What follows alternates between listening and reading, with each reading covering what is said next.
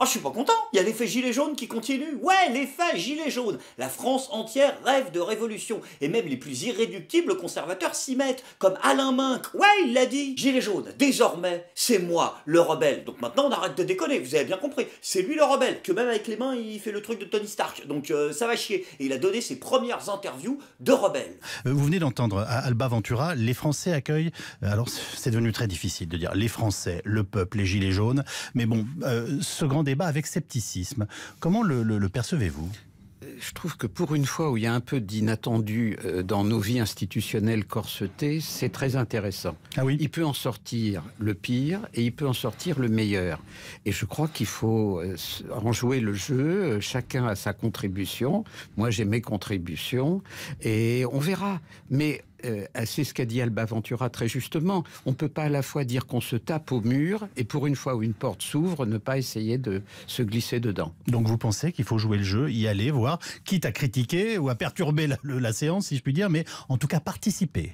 Mais bien sûr, et c'est une expérience sans précédent dans le monde. Alors, je me permets, Alain, de te couper. Oui, je te manspread. Je suis désolé, je te manspread. Ce que tu dis est absolument passionnant. Mais c'est totalement faux. Bah oui, alors il y a déjà eu des initiatives extrêmement proches ailleurs sur la planète. Hein. C'est quoi, si ce n'est ça, la récupération par les politiciens de l'empowerment aux États-Unis afin d'intégrer les revendications des oubliés du pays dans leur programme politique ou dans leur campagne. D'ailleurs, petite parenthèse, puisqu'on en a parlé d'élections, vous avez tous bien pigé, on est au clair, que là, ce qui se passe en ce moment, c'est pas un grand débat.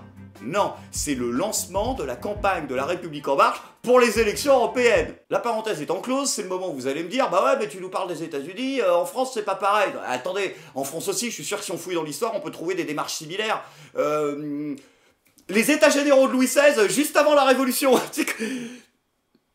Oui, l'exemple, effectivement, est un peu étrange. Et qu'un peu de démocratie soit inventée en France, dans ce pays erratique et autoritaire où l'autorité vient d'en haut, je trouve que c'est un gentil clin d'œil de l'histoire. Alors ça, par contre, c'est vrai. C'est un clin d'œil de l'histoire. Hé, la France, viens voir. Oui, c'est l'histoire. Dis-moi, je demandais comme ça par hasard, est-ce que tu te souviens de l'époque où...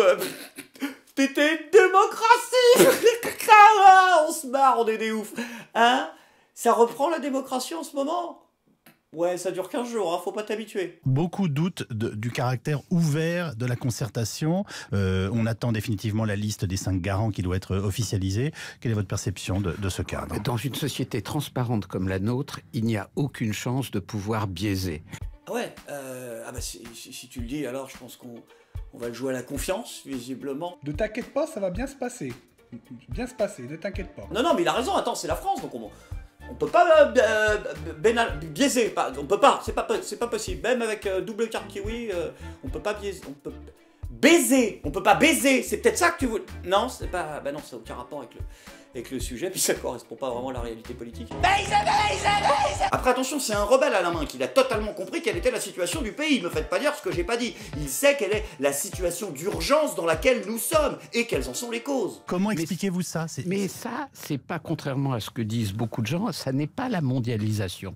C'est tout simplement que notre système éducatif, qui est là pour compenser les inégalités nées du système d'économie de marché, normalement, fonctionne de moins en moins. Que nous régression dans le classement PISA, ça n'a rien à voir avec le libre-échange. Ah, bah ça c'est une super nouvelle, vois-tu. Ah non, mais moi ça me fait plaisir de l'entendre, parce que moi je pensais comme un con qu'aujourd'hui la déliquescence de nos établissements scolaires était due au fait que l'État a retiré complètement ses billes de l'éducation nationale et laisse pourrir des générations entières de gamins dans des écoles dans un état d'insalubrité physique, intellectuelle, éthique, morale, à tous les niveaux quoi, pendant qu'une super élite technocratique et mondialisée envoie ses gamins, el famoso fils d'eux, dans des grandes écoles qui n'ont pour réelle valeur de diplôme que le pognon que tu as mis pour les obtenir.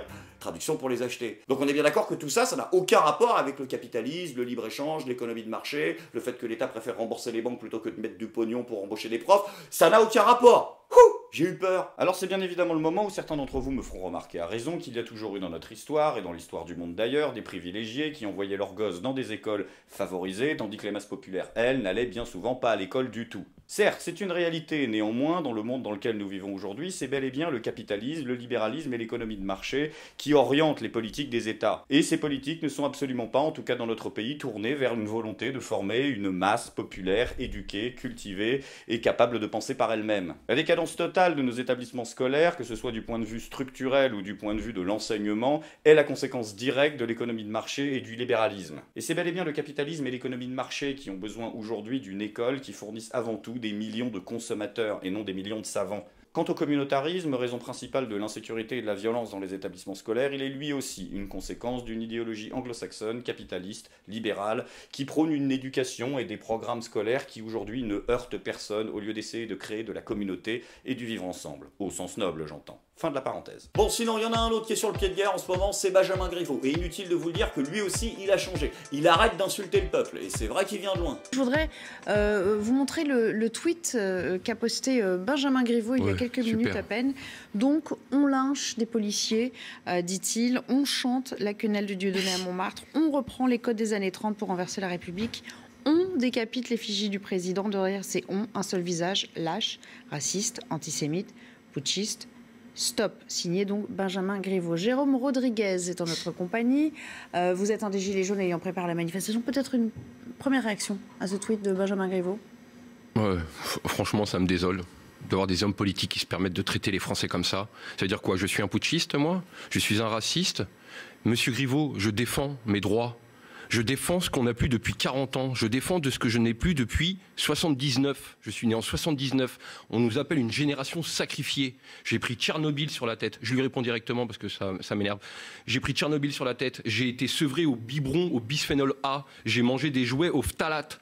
On nous a vaccinés à je sais pas quoi. On nous a foutu du fluor dans la bouche. On est une génération sacrifiée et polluée. Je ne veux pas de ça pour mes enfants. Je ne suis ni raciste, je ne suis ni violent. Je veux simplement revendiquer nos droits. Ça fait trop longtemps que ça dure. Cette nouvelle France que vous nous promettez, elle reste dans la vieille France. Donc ça suffit, ce genre de petites phrases. Parce que si moi, je me permettais de l'insulter comme je me sens insulté par son tweet, d'accord? Si moi je l'insulte, on vient me chercher chez moi en garde à vue. Donc voilà, mon Benjamin, tout ça c'est fini, ce genre de conneries, attention, hein. Donc là, maintenant, c'est le Benjamin Griveaux 2.0, on croise les doigts. Les Français nous ont tendu la main en participant ce premier week-end au grand débat. C'est pas nous qui avons tendu la main aux Français, ce sont les Français qui nous tendent la main. Et ben on saisit cette main tendue vraiment avec sincérité et avec enthousiasme. Et ben voilà, magnifique. Ce qu'on voulait entendre depuis le départ, c'était pas compliqué de faire une phrase sans insulter les gens. Qu'en revanche, ceux qui veulent faire du beurre politique sur l'affaire, qui veulent renverser le gouvernement, qui appellent à la violence, qui ne la condamnent pas, qui ont des propos complotistes, conspirationnistes, antisémites, xénophobes, ceux-là, alors je n'ai aucun état d'âme à me trouver, peut-être me trouverez-vous trop dur avec eux, je pense qu'on ne l'est jamais assez. Ah, oui, oui, ça a pas duré des masses. C'est vrai que ça... 20 secondes, c'est pas mal, quand même, pour du Benjamin Griveaux. Hein, mais tout de suite, après, les nazis, les antisémites, les homophobes, tout le package, quoi, ça... Et sinon, du coup, t'as des exemples, cette fois-ci, concrets, de méchants nazis, homophobes, révolutionnaires, sécessionnistes? Les factieux, les séditieux, parce que, oui, je le redis, Monsieur Nicole, Monsieur Drouet, ils ont un objectif, renverser par la violence les institutions. La vache! C'est ça tes exemples? Nicole et Drouet? Les nouveaux Minus et Cortex, là, c'est eux qui vont renverser la République? Non mais ils sont deux! Ils sont deux! C'est-à-dire qu'avec les moyens que vous avez, si vous voulez, ils représentent à peu près autant de danger pour vous que les Vikings dans Kaamelott quand ils essayent d'envahir le château. Ils sont à deux sur une plage avec une bouteille d'hydromel et un casque à cordes. Putain, mais je veux dire, à quel moment vous arrêtez de nous prendre pour des cons? Après, attention, là aussi, je dis pas que Benjamin Griveaux n'a pas compris la situation sociale vécue par des gilets jaunes. C'est d'ailleurs pour ça qu'il change partiellement de discours. Bah oui, c'est pas facile pour lui. Avec 7 900 € net par mois, je ne suis pas propriétaire. Parce que le mètre carré est trop cher. Et bim! Hein, qu'il a des fins de mois difficiles, Benjamin Griveaux. Hein, qu'il n'arrive pas à être propriétaire. Et que même, il a un combat en ce moment, Benjamin Griveaux. C'est de faire tomber, je cite, le mythe de la rémunération des hommes politiques. Donc attention, on va découvrir que c'est vraiment la merde pour tout le monde. Et même il rajoute, moi je n'ai pas hérité, je n'ai pas d'argent caché, donc je suis locataire à Paris. Je n'ai pas de voiture, je ne m'habille pas dans des costumes très chers. Putain, je peux vous donner des super adresses pas loin d'ici. Vous avez vraiment un problème avec les costards? Non mais c'est vrai, pourquoi vous êtes toujours obligé de parler de vos costards? C'est depuis l'affaire Fillon, ça. Depuis que Fillon s'est fait pincer et que Pose Caca, on a rajouté une en disant un prolo, mais regarde, moi j'ai un costard, toi t'en as pas. Et vous avez l'impression qu'on fait une fixette là-dessus, mais je veux pas vous vexer, on s'en tartine le fion en fait, hein. Non mais vraiment, c'est-à-dire qu'on peut se cotiser à 65 millions pour vous acheter l'intégrale des costards Gucci de l'année si ça vous éclate, tant que vous faites le boulot pour lequel on vous paye. Je veux dire, si vraiment c'est un souci de costard, on peut s'arranger si après vous êtes plus des escrocs. Parce que vraiment, sans déconner, que vous veniez en Delaven, en Gucci ou avec une plume dans le cul, ça changera pas grand chose. Sans transition les amis, c'est maintenant le moment de la bonne nouvelle du jour. Emmanuel Macron a lancé le grand débat national pour enfin écouter les doléances des Français. Il nous a écrit une petite lettre où il nous a posé plein de questions et déjà d'ignobles conspirationnistes commencent à douter que tout ça ne serait pas clair, que tout ça est là pour nous embrouiller. Ah non mais attendez, franchement, alors là pour une fois, je vais pas être d'accord, je suis désolé, vous l'avez pas lu la lettre, que déjà même que c'est écrit avec un vrai stylo, dans une image super haute résolution pour que Jorti croie qu'il a écrit avec un vrai stylo. Et en plus de ça, il y a des vraies questions. Franchement, il n'y a aucune contrainte, il n'y a aucune limite. Tiens, regarde la première. Comment pourrait-on rendre notre fiscalité plus juste et plus efficace? Quels impôts faut-il, à vos yeux, baisser en priorité? Voilà, c'est clair. Bon, petite précision quand même, nous ne pouvons, quoi qu'il en soit, poursuivre les baisses d'impôts sans baisser le niveau global de notre dépense publique. Traduction, vous retirez vos hôpitaux, vos aéroports, vos écoles, vos commissariats de police. Non mais attendez, franchement, il faut qu'on soit honnête, parce que nous à La République En Marche, comme le disait si bien Marlène Schiappa, on est super honnête. Donc si vraiment, nous au départ on a décidé qu'on allait vous racketter. On va être clair, on va tout vous prendre. Donc franchement, si vous voulez qu'on vous tonde au nom de l'augmentation des impôts, on peut le faire. Ça ou autre chose, on n'en a rien à foutre. Déjà qu'on vous a retiré la liberté d'expression au nom de la lutte contre la haine, on vous a retiré la liberté de circuler au nom de la lutte contre le terrorisme, on vous a retiré les droits de l'homme au nom de l'état d'urgence, on vous a même retiré vos retraites au nom de la solidarité. Donc franchement, nous, à la base, on avait prévu de continuer à vous racketter au nom de la lutte contre les discriminations oppressives. Que ce soit ça, le terrorisme ou les impôts, nous, on est beaux joueurs. Vous choisissez, on vous tombe. Et vous n'avez pas l'impression qu'il oublie 2-3 détails? Il oublie des points de l'état, bien sûr. Il oublie de dire le nombre de milliards, de dizaines de milliards qu'il a abandonnés en diminuant les impôts des riches. À Athènes, seuls les riches payaient les impôts. Non, il dit, à Athènes, seuls les riches payaient les impôts. Aujourd'hui, en gouvernement démocratique, oui. Je déparle en voulant parler vite, parce que j'ai l'impression qu'il n'y a plus que 10 minutes. En gouvernement représentatif, les riches ne payent plus d'impôts. Enfin, c'est quand même incroyable. Ce gars-là a diminué de façon drastique les impôts des riches, alors il a ruiné l'État, et maintenant il vient nous faire la leçon en disant « mettez-vous à ma place ». Bon, après, il n'y a pas que la lettre, il y a aussi bien évidemment les rencontres réelles. Et Macron est allé à la rencontre de ces maires de province, justement, pour écouter les doléances du peuple. Maire depuis 2008. Président de l'AMR à 46 depuis sa création en 2015. Je ne suis pas issu de l'ENA, pas de Polytechnique, pas de Saint-Cyr, mais de Saint-Cyrgue, petite commune en zone de montagne dans notre Haut-Ségala lotois. Je vous précise aussi que je ne suis pas titulaire de master option langue de bois et que je n'ai pas l'intention de le passer et que j'espère qu'aujourd'hui... Voilà. Oui, mais j'espère qu'aujourd'hui, voilà, il y aura du parler vrai. Oyez, oyez, sa seigneurie Emmanuel Macron a entendu le bouffon. Oh putain, il est heureux, Pose Caca, là, avec le petit sourire en coin, franchement, il est à Center Park. Brigitte, elle l'a fait sortir un peu, t'as vu des vrais prolos. Après, on ira au zoo, si tu veux, mon chéri. Alors, franchement, là, tu sens qu'il en avait jamais vu en vrai, il a le sourire, il est content. Bon, après, ce grand débat, c'est surtout la possibilité pour Emmanuel Macron de prendre la parole à son tour, et là, c'est de l'anthologie. Pourquoi les gens réagissent comme ça sur la mobilité, le carburant? Pourquoi tout ça, c'est parti de la manière de se déplacer? Beaucoup me l'ont dit. Vous en êtes d'ailleurs les parfaits ambassadeurs. Parce que ce sont ces Français à qui on a dit « Tu veux un boulot? Bah, t'as pas le choix, il faut venir travailler dans la grande ville. » La grande ville, ensuite, qu'est-ce qu'il y a? J'ai pas entendu. Oui. Alors, non.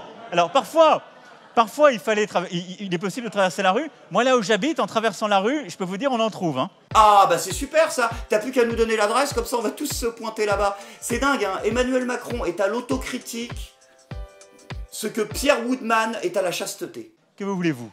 On est au temps du numérique, de l'information en continu. Je vais pas me... C'est tout. Je suis comme ça et je changerai pas. Bah à ce moment-là, ça sert à rien. Non, sans déconner, ça sert à rien.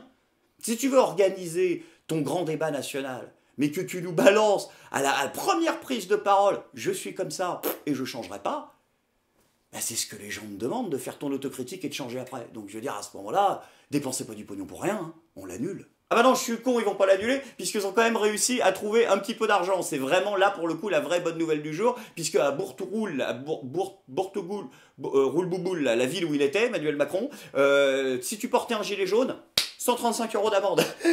Putain, vous êtes des enculés! Non mais sans déconner, ça se fait pas un tel niveau de fils de puterie, sous prétexte que vous arrivez pas là, hein, dans vos meetings à la con là, à refourguer votre merch pourri made in Taïwan, hein, vendu sur le site foireux d'Alexandre Benalla, encore une fois, hein, c'est sous prétexte que vous n'arrivez pas à écouler votre câblotte, vous faites du pognon dans les tournées sur le merch des autres. Mais c'est à nous, hein, les gilets jaunes, c'est nous à la base, c'est notre produit, c'est notre marque, merde. Je suis pas content.